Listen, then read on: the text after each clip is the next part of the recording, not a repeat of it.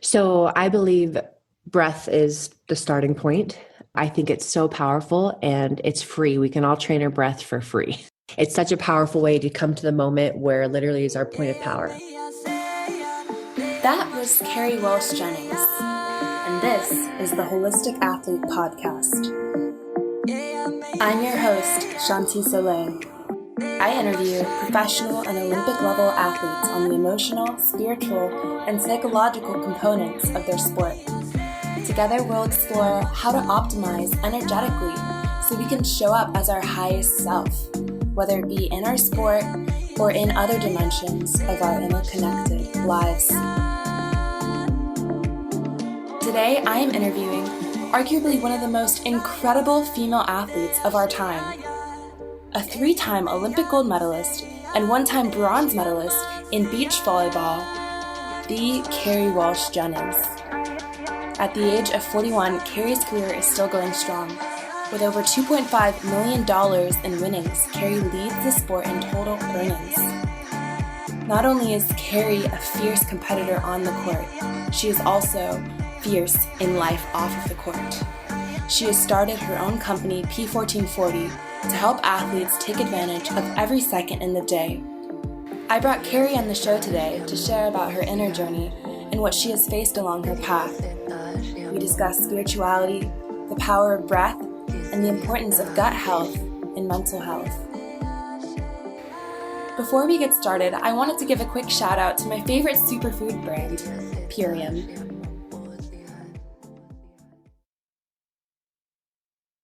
As many of you know, our gut health and the health of our soils are deeply connected. And right now, both are under attack by a chemical known as glyphosate, the active ingredient in the Roundup. Glyphosate has been identified as a probable carcinogen by the World Health Organization, but it's still one of the most prominent pesticides used in the U.S. agricultural system. And glyphosate not only diminishes soil nutrients, harming the overall nutrient density of plants, it also diminishes our ability to absorb nutrients by causing leaky gut. A healthy gut is extremely important not only because of its role in absorbing and transforming nutrients, but also because it produces 90% of the body's serotonin, aka the happiness hormone. This is why the gut is known as our second brain. So Purium has formulated and tested a formula known as Biome Medic, which has been shown to remove 74% of glyphosate from the body, allowing the gut microbiome to recover and restore itself. Purium's 30-day transformation is carefully crafted to detoxify the body from parasites and chemicals like glyphosate, while nourishing the body with nutrient-dense, non-GMO, organic superfoods.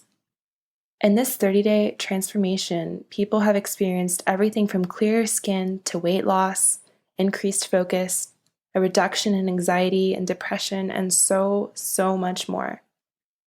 If you'd like to learn more about Purium products, including the Biome Medic, go to iShopPurium.com, where you can get Purium products, including the Biome Medic and the 30-day lifestyle transformation pack, and more at a discount of $50 or 25% off your first order, whichever is more, with the code Shanti Soleil, CHANTISOLEIL, Shanti Soleil. From then on, you can continue to use this code to get 25% off all monthly purchases or 15% off if you don't order monthly.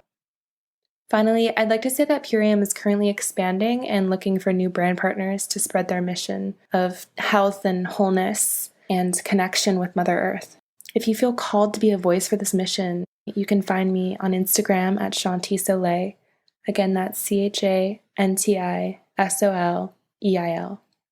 It is truly such a beautiful opportunity to cultivate financial freedom through this meaningful cause. So thank you so much for coming on the podcast, Kerri. I'm so happy that we were able to connect, and I'm really excited to dive in with you. Me too. Thank you for having me. And, when we did our Zoom a while ago on behalf of your club team, I just remember getting off the call being really inspired and really grateful for where you took me in the conversation. And so I'm excited to kind of see where we go today.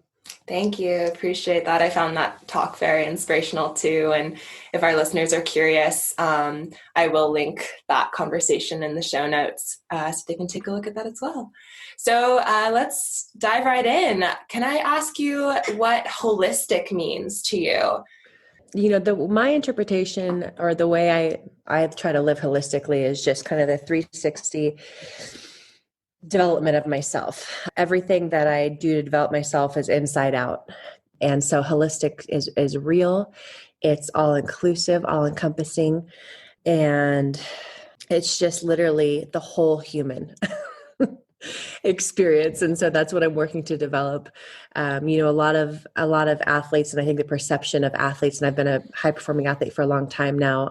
It's focused on the external strength and what you can see and what's obvious. And to me, the holistic stuff is the stuff that goes on the inside, that fuels all the powerful things that you can actually see.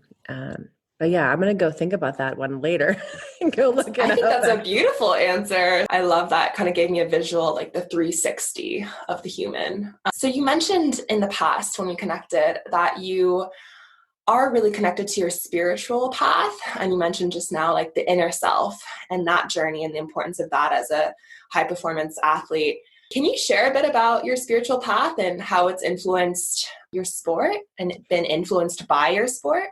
Yeah, I believe that there's one creator and we're all of the divine. I believe God is in everything. I believe he created us perfectly and with free will. And it's our jobs to maximize the blessings and the gifts that he gave us to service the world, to service our communities. And so my spiritual path, raised Catholic, very, very Catholic. My mom goes to church every single day. Now that, we're in the time of COVID, she will go on a morning walk and she'll listen to masses around the world, which is the cutest thing in the world. But so faith is a very big part of my life. And the older I get, I'm very appreciative of the Catholic roots. There's emphasis on family. There's an emphasis on Jesus Christ, who I believe is my homeboy, who I really aspire to live in his frequency, which was unconditional love, unconditional forgiveness. And I think one of the things that was most powerful about him was that he would see, the dying in their perfect health and therefore heal them. And he saw the best in humans. And that's how I aspire to live my life and to inspire the best set of humans.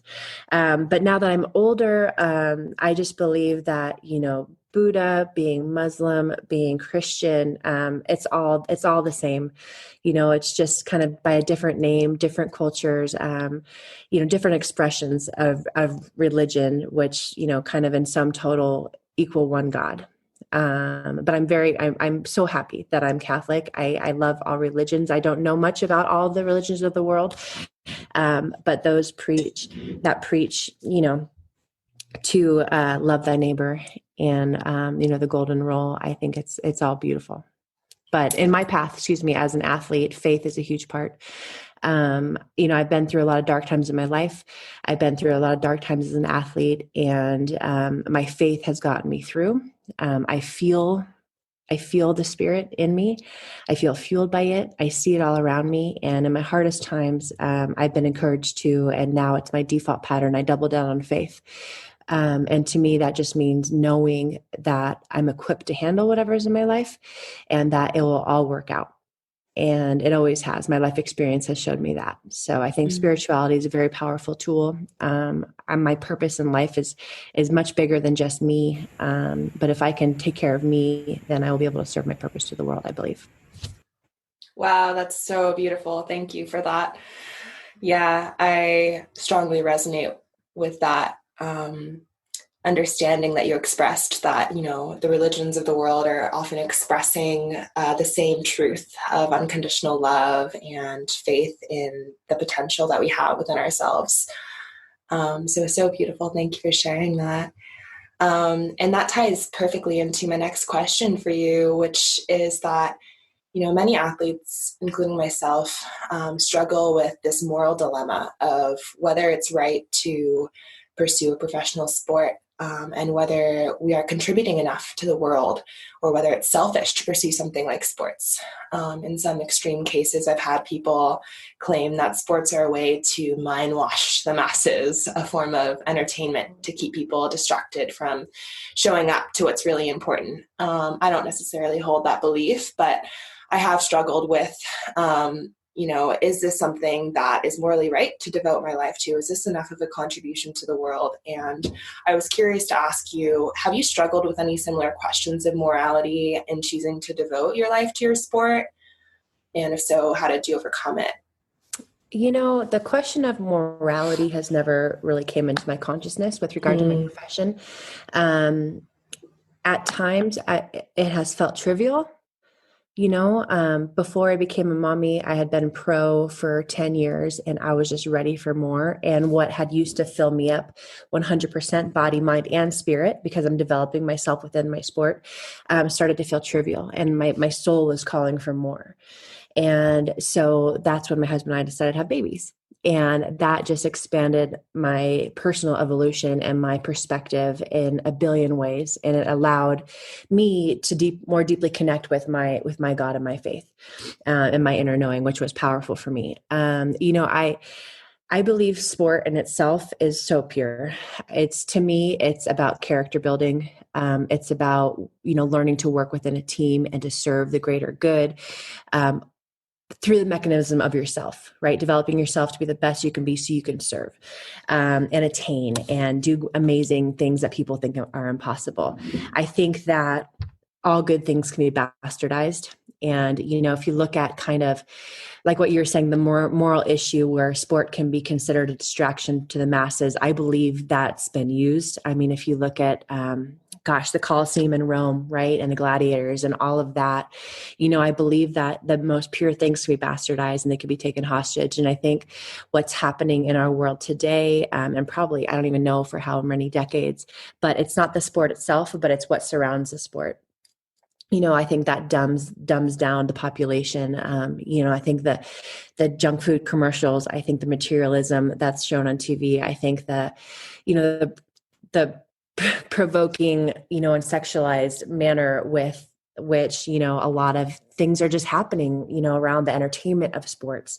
And that's hard for me to say because I play in a bikini, so I understand that. And I think sports are sexy. I think that's not a bad thing. I think you walk a line, and again, I play in a bikini, but in my mind, it's literally a 100% for performance, so there's just a lot of ways to tackle it. But personally, I know what sport has given me, and it's given me a deeper connection with myself and the world.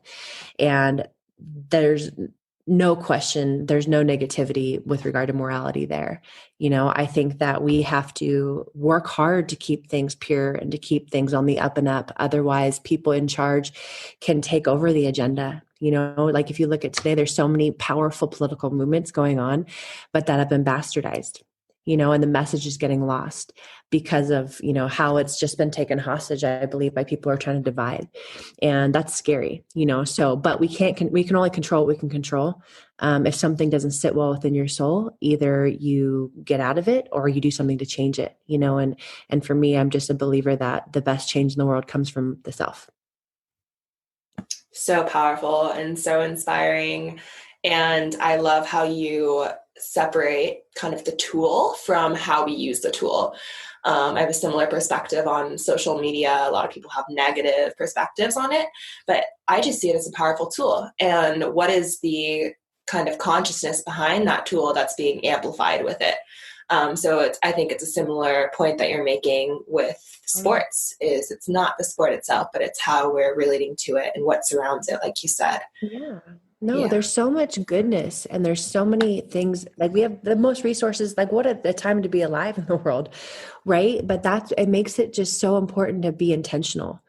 Exactly what you just said, with all of these amazing resources that we have, because it could take a left turn really quick and take you into dark places, or you can become a sheep, or you can just become part of a system that you don't want to be part of. But if you're mindful, if you have an objective, like I want to use social media to amplify the good, to positively influence the conversation, to have conversations like this that I've never had before, Shanti, it's beautiful and powerful, but it goes both ways, and it's a choice. It's like that quote, there's two wolves inside of you, one is evil and one is good. Which one wins? The one you feed. With everything that you do, it's like the one that you feed is going to win. So, and not that you have to be perfect all the time, but just that awareness, of, okay, I'm starting to feel off balanced or a little bit icky or whatever it is. What's happening? How do I want to be now? I love that. I love how you're giving kind of a character to the selves within us, because it kind of allows us to create space so that we get to be the one who chooses. We aren't identifying with the wolves, but we are the one who chooses which one to feed. That's so powerful. And I love how you put it that way. And again, feeds perfectly into my next question for you, which is, if it's not the question of morality, what kinds of fears or I guess negative emotions, thought patterns are common for you? Do you have any common negative thought patterns? And if so, how do you address them? Yeah. Plenty. They're all pretty scattered. I kind of justify my inner critic and my negative thought patterns being like, they're not that bad, just kind of surfacey. I don't let them get too deep. But I really do believe that there is something like death by 1,000 paper cuts. And, the negative thought patterns and the negative kind of critiques, it's like momentum in the wrong direction. There's a way to be neutral and there's a way to be positive. And that to me is so much more powerful than being negative. So I think for me, my biggest negative thought pattern is I'm not enough and I'm not good enough. And that fuels me and it drives me in a positive way where it makes me want to learn more and be more. But there's moments where it's like, damn, like that becomes a truth. And it's not the truth, but like in my weakest times or when that momentum of you're not enough, Kerri, or they're better than you or whatever it is, like that comparison thing, myself against myself or myself against the world, when I'm kind of stuck in that pattern, that becomes my truth.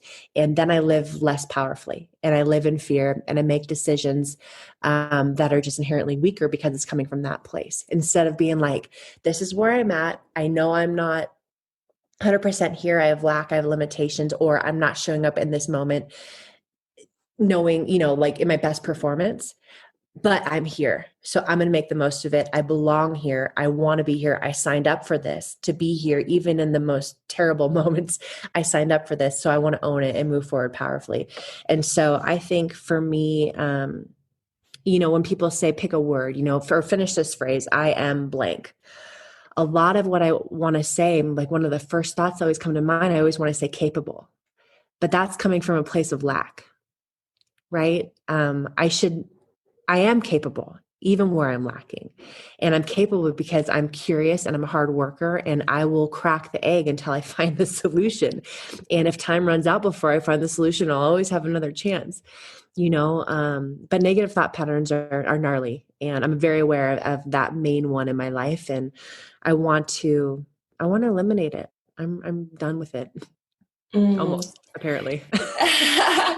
Well, thank you for sharing that. I'm sure, I know for me and probably for our listeners, it's so refreshing to hear someone who is so accomplished share that they still have this thought pattern, that it's completely human, and you're still addressing it. And something I just kind of been reflecting on your response just now, there's a subtle shift in wording. It's like, I am not enough, like identifying with it versus, there is room to grow, or I have potential versus like identifying with I am not enough. Sometimes I think when we tag these, titles or labels to ourselves, it can be very limiting, even if it is coming from a place of positive understanding that we can grow more. It's still limiting by nature. It's putting ourselves in a box. So I think that might be the subtle shift there that you're referring to. Would that be? Yeah. Yeah, Shanti. And it's so like, you're so right. Like to label something inherently is to limit it. And I want to be limitless and I want to be like provoked and curious about my potential. And where I'm lacking, I want to be like, that's so exciting. There's room for potential there. That's literally where my growth is. I'm in this moment lacking, but how fun I can go and develop myself. And really that's what I'm really, really working on, doing that shift. For some reason before, it just, where I knew I was lacking, it really inspired me to work so hard, and it just doesn't work anymore. That frame of thought, like, you're lacking, you're not good enough. Like, I'd be like, oh yeah, okay, I'm going to go prove that. But now it's just like, I don't want to prove anymore. I'm sick of proving. I want to own where I'm at and be excited about growing into someone who can fully own, that limitation. Yeah. So provoked by my potential is where I'm really aspiring to live. Positively Awesome. provoked. Yeah. So what does that show up in terms of your thoughts or your the way you speak to yourself? What is the ideal way that you speak to yourself, and does that help you tap into states of flow? Like, do you have any mantras that you use during games or throughout the day that help you to raise your vibration? Yeah, well, I believe everything is energy, and I really do believe thoughts are made of energy and momentum, and it'll take me where I want to go. Like, if I'm like, I'm capable or I'm not capable, like, I'm going to go that way, which is, to me, that's the wrong way. I want to be going forever forward and forever upward. And if I'm not going upward because I'm in a place where I'm feeling insecure, or I'm in a moment where I'm nervous, I just want to be neutral. So really training myself to, like, accept what's happening. And if I can accept what's happening, then I won't resist it, and then I won't defend it, and I won't, like, argue for my own limitations. I'll be like, I'm here. Where do I want to go? Like, literally, that's the conversation I want to have, is I want to be like, okay, I'm here. I don't necessarily want to be here, but I'm going to own it. Who do I want to be, and where do I want to go? And I feel like the more often I can have those conversations, instead of being like, oh shit, like, like, excuse my language, like, I don't want to be here. Like, it'll just relax me to become a problem solver, and to, like, my whole system will engage to become a problem solver and to become who I want to be, not stuck, in the lack. And so I think that really simple conversation can be really, really helpful. And if it's not something as powerful as that, which to me is very powerful, and that, like, makes me, like, put my shoulders back and my fists up and I'm like, I'm ready. It could just be like, let's go. You got it. Like, be here. And just anything to kind of get me into the moment. Because if I'm in the moment, I can handle it. If I'm worried about the future, I'm probably going to be reactive, and I'm going to be, like, creating problems that don't even really exist. And obviously, if I'm stuck in the past, then I'm just screwed, because that's like of no service at all, So being neutral, being positive in the moment is what I want to be. Beautiful. And sport is such a perfect meditation for that, staying in the present moment. I think in the context of everything being energy, which is also a belief that I hold, it's so important to hold that vibration of self-acceptance, because that is going to nourish your overall energy. Whereas if you have some form of resistance, you're literally draining yourself. You're, like, fighting internally, whether it's subconscious or consciously. That's energy you're using that you don't need to be using. So I think it's beautiful that you really strive toward self-acceptance and really starting from there. Yeah, no, Shadi, and I honestly believe that self-acceptance could be it's like self-acceptance, self-awareness, self-trust. Like, those are so powerful, and maybe it all starts with self-acceptance, and that, which to me kind of equates to self-love. And if you can be in that space unconditionally, even if you're unhappy with who you are or your mistakes, like, that's okay too. Like, I'm not, like, I'm enough, but I want more, and I'm developed, but I want to be more developed. And I just want to keep growing in this life. But I think if we could all get to the place, and if we can encourage people to get to the place of self-love and self-acceptance, to me, that's the most powerful springboard to do anything, to be anything you want in your life. But if you don't have that, then it's like, you're chasing your tail, or you're like, it's like a house built on sand. It's unstable. But that self-acceptance kind of gives you that stability, even when things are hard, and even when you're messing up, because it's like, okay, I'm human. I could do better. Awesome. Now let me do better. Right. And perhaps that is the foundational question. If we came back to the morality component, are you practicing self-love no matter what you're doing? Are you filling yourself up so that you have enough to give, that you are overflowing into the world with love, and you organically give back because you feel rooted and connected to yourself and accepting of yourself. Yeah. That's so like, if you want love, give love. If you want trust, be trusting, and be trustworthy. Like, you have to be what you want. And I think that's so right. Like, absolutely, Shanti. It all stems from self. Beautiful. Can you tell me a bit about your morning routine or any routines that you recommend for athletes on a daily basis? Yes. So in a perfect world, my early morning routine, which is my favorite, starts the night before because I go to bed early. Right. There's that quote from Jocko Willink, how to become a morning person. You go to bed a morning person. So you go to bed early, you go to bed with a plan to wake up in the morning, and you don't hit the snooze. You just get your tushy out of bed. So for me, my perfect day, Shanti, I go to bed by 9:30. I wake up at 4:30, but 8 hours of sleep is literally my ideal. 7, I'm always kind of cranky throughout the day. I could do 9, but then I'm a little bit heavier. 8 hours a day is my ideal. So bed by 9:30, wake up between 4:30 and 5. I brush my teeth, I wash my face, and then I meditate. And we just celebrated 1 year out from the Olympics, the Tokyo Olympics, and I devoted myself to every single day. And hopefully this will transform me so this becomes my life. Every single day, 15 minutes of meditation. Every single day, I'm going to have some therapeutic movement. And every single day, I'm going to spend some time in nature. And pray. Those are beautiful goals. Aren't they beautiful? Thank you. And it's been amazing. It's been like 13 days since we're a year out. And I love it. I feel really purposeful. It feels really wonderful to start my day with knowing what I'm going to do for the first hour, So I wake up and I meditate. I say a prayer before my meditation. I hit my insight timer and I go for 15 minutes and I listen to a chant. And I'm literally just there to listen to God. Not there to talk to him. I do that in my prayers. So I'm there to listen to God. After I meditate, I make my coffee and then I journal. Sometimes I have a question that I answer in my journal. A lot of times I'm just kind of stream of consciousness. This is where I'm at. This is what I want my day to go. And then I get going. I drink my water. I drink my coffee. My kids are awake. So my morning is basically meditation, quiet, stillness, coffee, and setting myself up for a powerful day. I love that. Can you tell me a bit about how you prepare for games and how is that different, if at all, from your morning routine? And what does that routine look like for you? It's like exactly the same.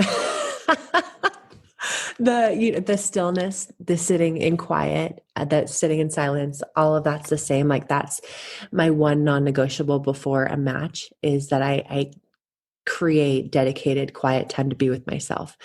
To connect with my breath, to say a prayer, to set an intention, and to connect with myself. That's my favorite part of my pregame ritual. And, after that, it's about connecting with my partner. It's about warming up and priming my body.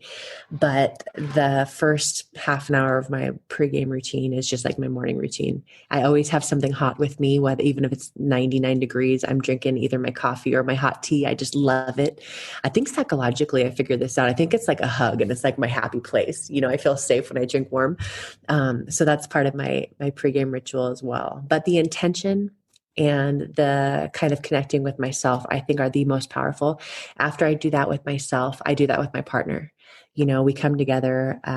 My husband started this amazing ritual where before practice and now before games, we say a prayer. My partner, Brooke, is really spiritual, very Christian. She's so beautiful in her faith. And it's awesome. We take turns saying the prayer, and it's such a beautiful way to connect and to feel the heart of your partner, and to hear them pray for you and to pray for us as a team. It's like, that's so rad. And if you're not religious, no worries. And if you're uncomfortable with that, we also do an intention, which is like a prayer as well. It's like, we want to rise to this occasion, and it's not just how we want to perform, but it's who we want to be. When things are good and bad. And it's such a rad way to set the tone for the match, to remind ourselves that we're on each other's team. We're here for each other and with each other throughout it all. So it's cool. Right. And just to expand on that a little bit, for people who aren't comfortable with, like you said, a prayer, I do find intentions are do work as prayers. And if you're not comfortable connecting to something outside of yourself, just knowing how powerful the mind is when you give it something to work on, when you give it an intention and let it go, is something that you can also focus on as a pregame ritual. So yeah, thank you, Kerri. Yeah, That's I super love that. powerful. Shanti, I have a spirit animal. I'm a Leo. Literally, my birthday is coming up. I'm August baby. So I'm a Leo, in the astrological world. But I got my spirit animal read, maybe almost a year ago now. And she told me that I'm a golden eagle and I got a tattoo. Can you see it? It's an eagle and I got so it. Great. So beautiful. And I got it in Mother Mary Blue. So before I go into battle into the games, I'm like, who do I want to be? I want to be the hunter. Like the eagle is the number one apex predator for all birds, only eats, like fresh meat, and they're just on the hunt. They rise above the storm. Their perspective is all seeing. It's very connected to spirituality and divinity. I'm also a lion. I want to get rid of the hyenas. I want to be the one leading the charge with my pride. And then the wolf is really strong in me. The quote, especially with regard to teams, the strength of the pack is the wolf. The strength of the wolf is the pack. It's like they each feed each other. And so those are three things that I call in. And again, if you're not spiritual, if you're not religious, like call in, who do you want to be? What makes you so fierce? And this is going into a boardroom. This is before a presentation. This is like whenever you want to call on your highest self. And if you don't want to be an animal, like literally envision your highest self. What would the person who knew you couldn't fail, what would they do in this moment? Go and be that and lead yourself that way. And those are also ways you can call in the best. Totally. That's so powerful. And yeah, just to affirm how that works with our minds too. When we visualize ourselves being successful, our minds light up the same way as if we were actually successful. So it's called mirror neurons, and we are wired this way. We are wired to learn from others. And so when we watch other people do something, our brains light up the same way, and we can hack that through visualization. And so I think that's a really powerful practice to have, is to visualize, think about intent, and then visualize what does it look like to be successful. And you'll start to feel your body physiologically respond.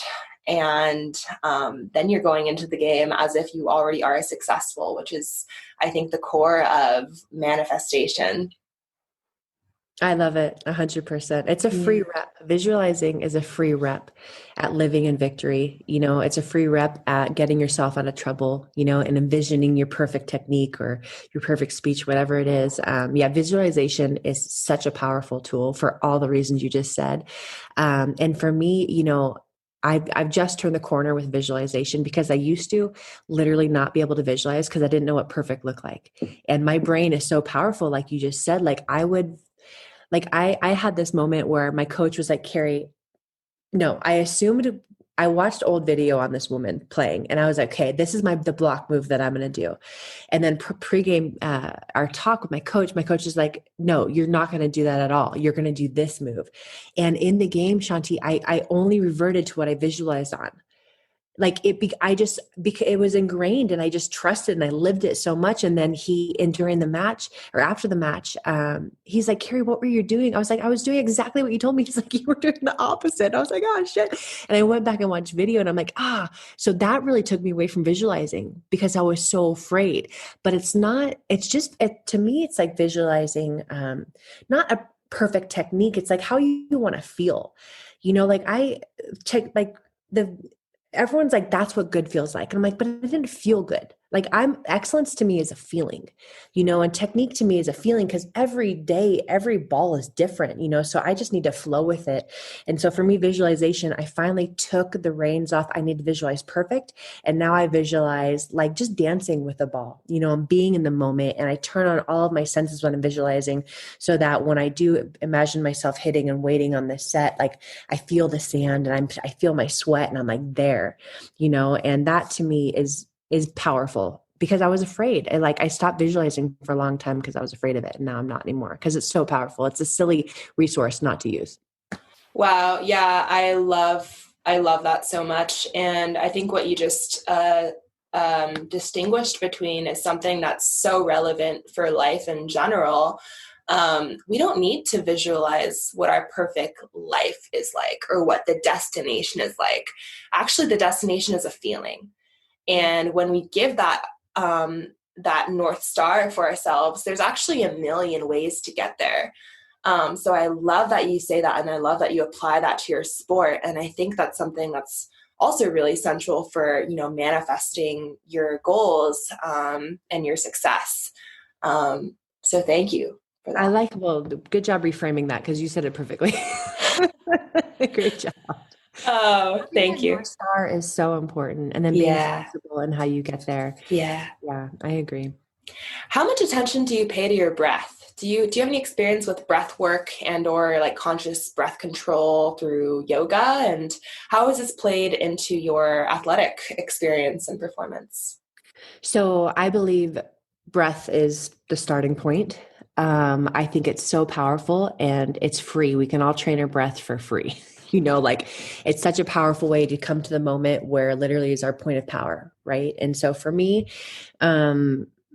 it's part of my dedicated routine, and I'm getting more and more consistent with it. To be great at anything, obviously doing consistently is important, but there's an app that I use. It's called the State app. My friend, Brian McKenzie, he developed the app, and it's incredible. And there are breath techniques to kind of ramp me up, breath protocols to like prime me. There are breath protocols to calm me down. There's breath protocols before bed. And for transitional moments when I go from one task to another to make me more present. And so there's so many different ways to, there's the breath of fire. When I was giving birth to my 3 children, it was so cool to be like, I know this. My body like naturally went to what it's supposed to do, like the slow, deep breaths in through my nose, out through my mouth, which relaxed my entire body. One of my favorite experiences ever.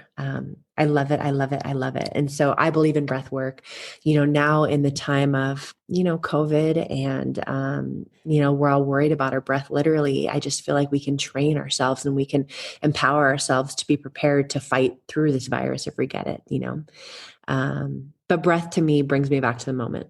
And when I'm really frantic and I'm trying to keep up and things are chaotic, my breath allows me to, be calm within the storm, as they say. And I really want to train myself to be that at all times, and train my kids as well, or encourage my kids to have that awareness. It's just awareness.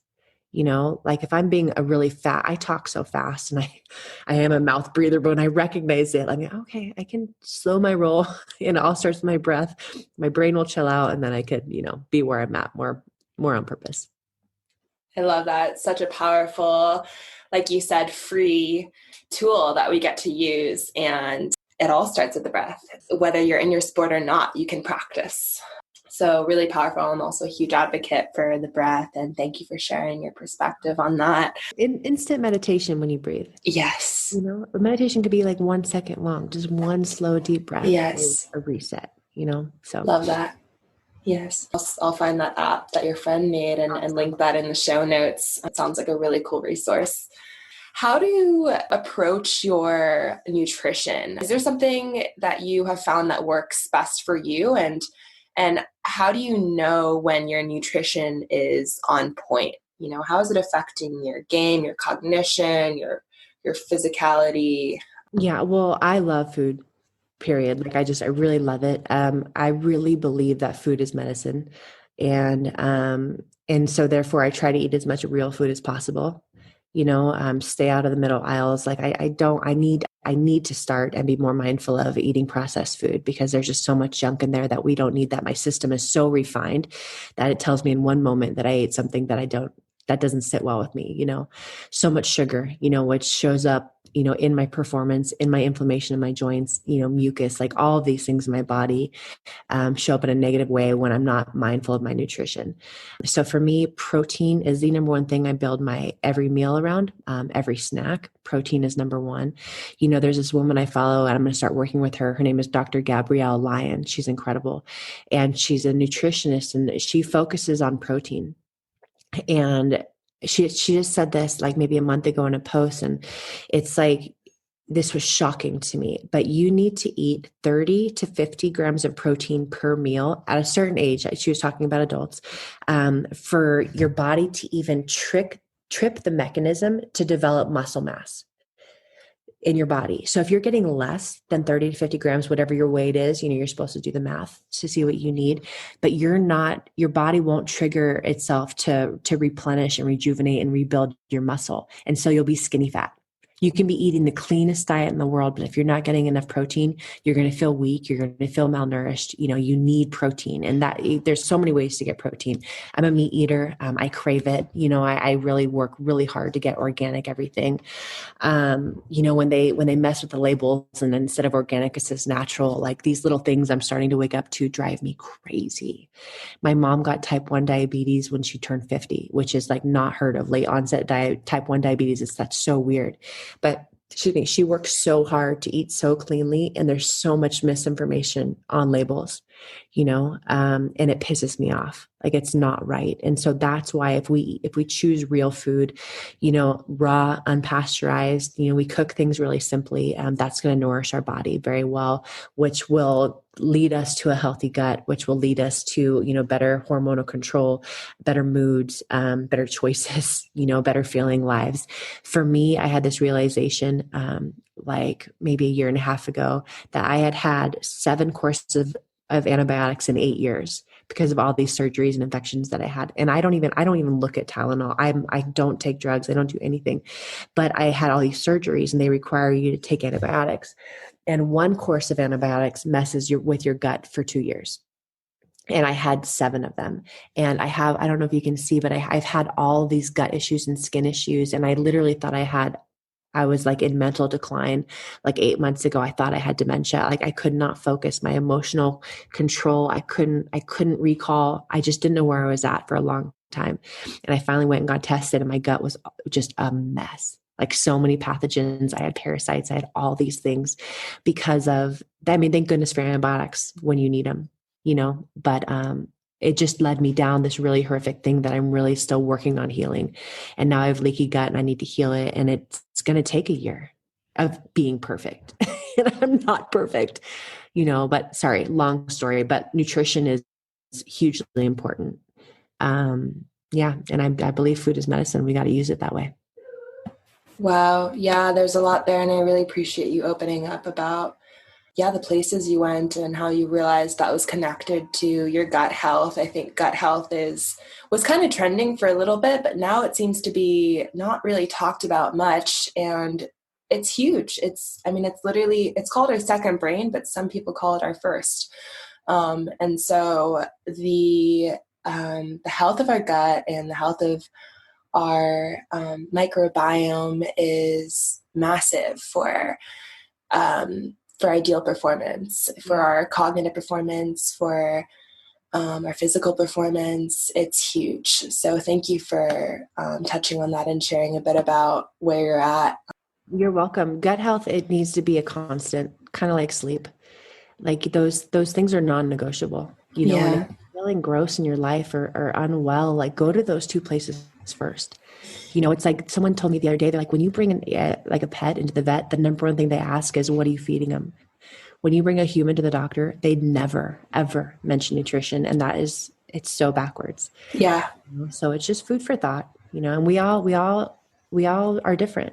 What works for you is not going to work for me. And I have different issues than you have. So it's just staying with it and working with it and committing to it, to your health. Cause it's gnarly until it's not. It's hard until it's not. And then once you start feeling good, you're like, oh my God, I didn't realize how crappy I was feeling. Right. Yeah. And I love that you also focus on organic. You said you're a meat eater, but you really care about where you're getting that meat. And I'm a huge advocate for conscious eating and just knowing not only the businesses that we're supporting, but, what's going into our food and how does that affect our health and our gut health. And I think we have a huge problem right now, like you said, with just not paying enough attention to how food affects our health, particularly the issue of glyphosate being in all of our food. It's really not good. And so I think awareness is the first step, right? Awareness is the number one step to healing. And I love that you're preaching this message. So just the other day, and I haven't researched this, but it resonates, it feels true, that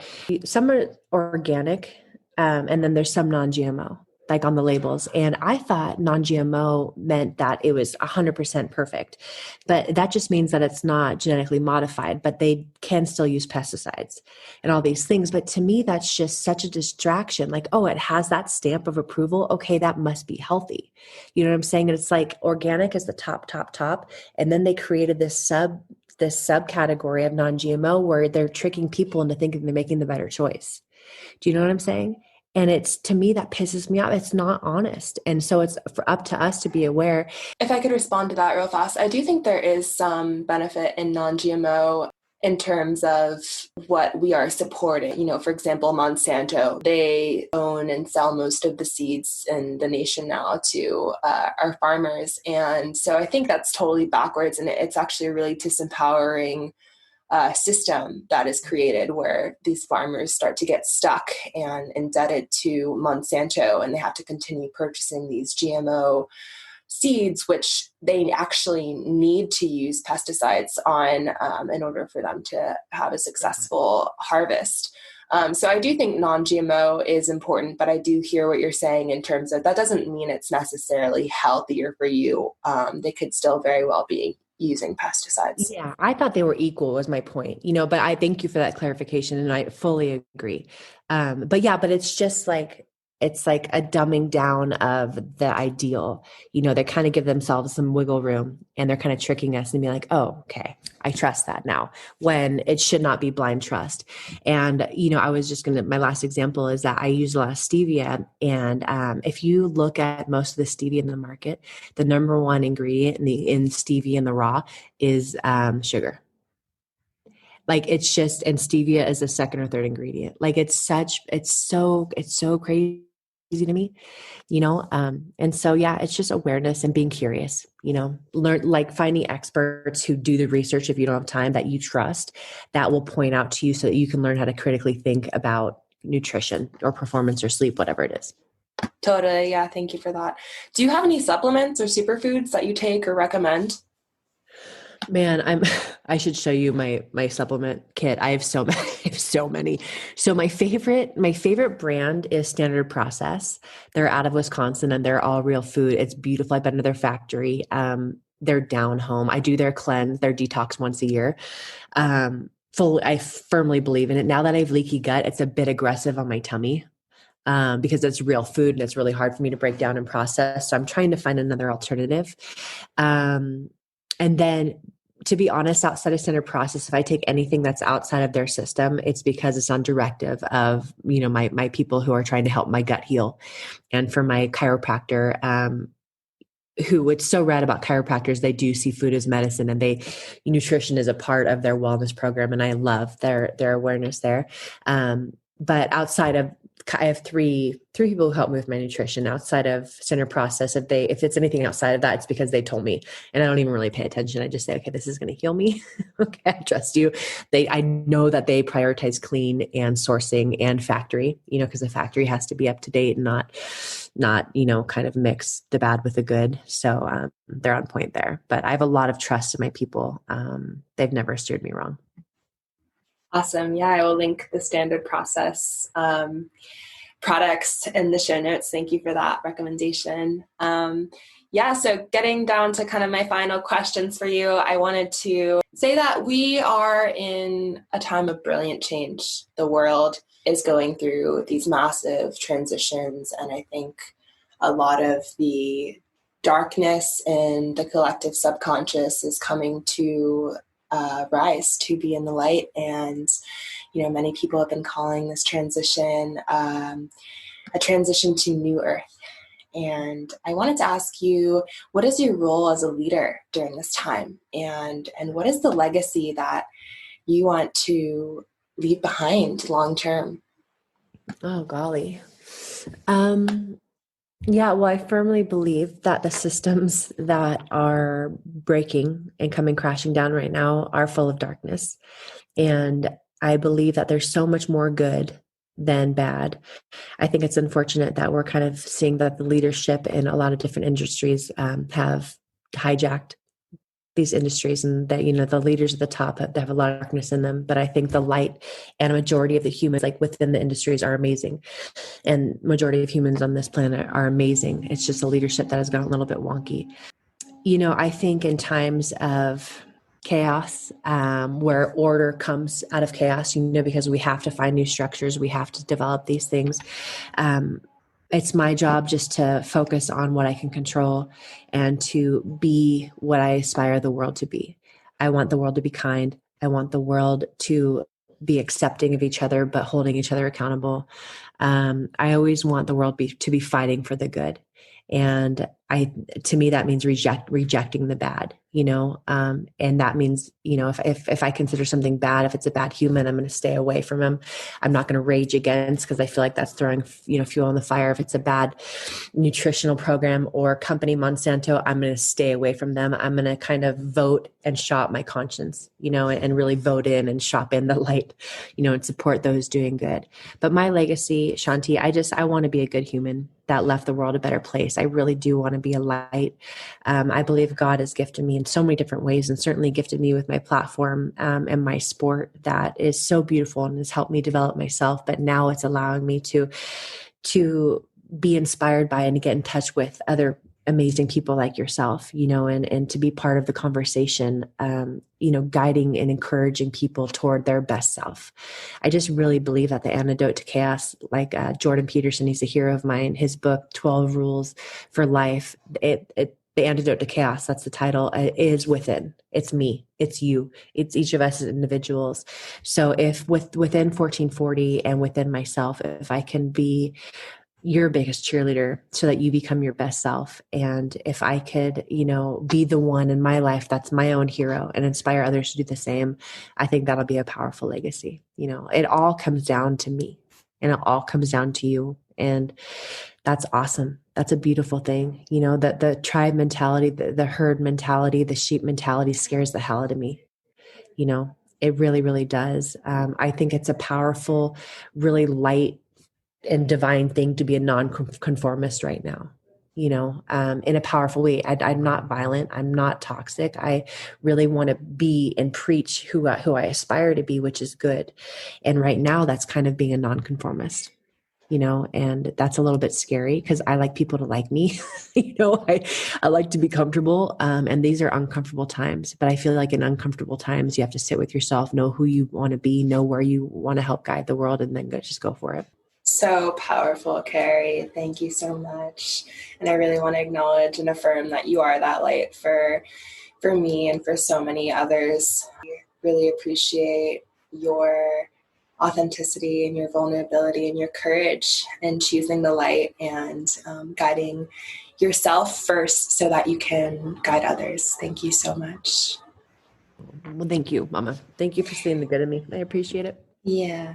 Do you have any shout outs for any programs you have going on, or anything you want to share with our listeners, where they can find you, how they can get involved in what you're offering? Shameless plugs right now. Well, if Yes. I had any requests, it would be for everyone to start meditating. I love it.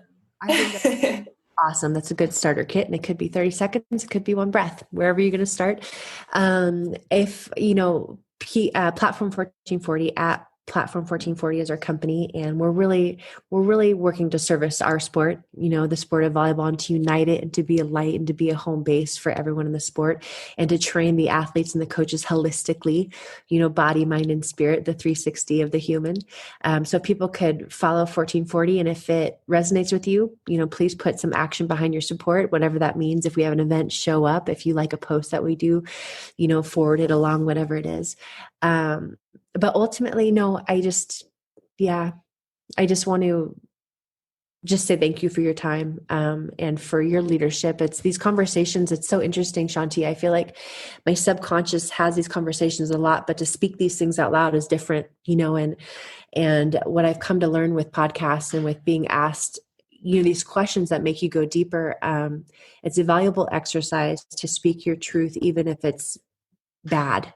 You need, even if you don't articulate it well, because every time you speak it, you're going to refine it. And every time you speak, whether I have a problem or something that I want to promote, every time I speak it, I'm helping my brain to organize my thoughts around it. And that'll help my body, my whole constitution organize myself to be that which I'm speaking of, So thank you for the gift of letting me work through these conversations points that are heavy and beautiful and meaningful and profound.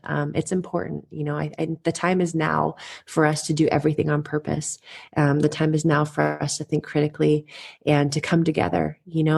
There's so much strength in the individual, and we each have so much power to influence. And I just want to encourage you to keep being as bright as you are and having these conversations. And our youth needs this more than ever. And I think that the fact that you have these conversations and it's who you are, it's so authentically you, is going to allow other people to be authentically themselves and to speak to these things which might be hard or uncomfortable. So powerful. As we liberate ourselves to shine our own light, we automatically liberate others to do the same. Yeah. Thank you, Kerri. I want to let you know of a special deal you have as a holistic athlete listener. You get 10% off my AAA program for athletes and growth-oriented beings looking to actualize their highest self.